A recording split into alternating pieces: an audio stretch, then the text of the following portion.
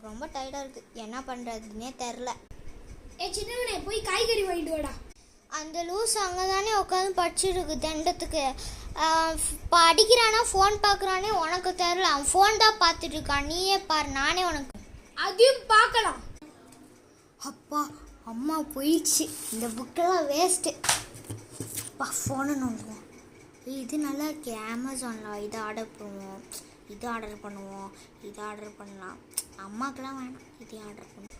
அப்படி பாவி இதெல்லாம் பண்ணுறானா? நான் பின்னாடி இருந்தால் பார்த்துக்கிட்டு இருந்தேன். நான் சொன்னேன்ல அந்த எருமை நான்சென்ஸ் வேலையெல்லாம் பார்க்குதுன்னு.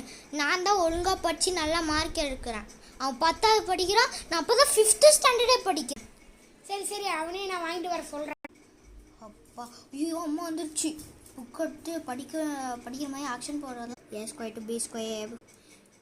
பெரியவனே போய் காய்கறி வாங்கிட்டு வா. அம்மா எனக்கு ரூட்டு தெரியாதும்மா, நானே தான்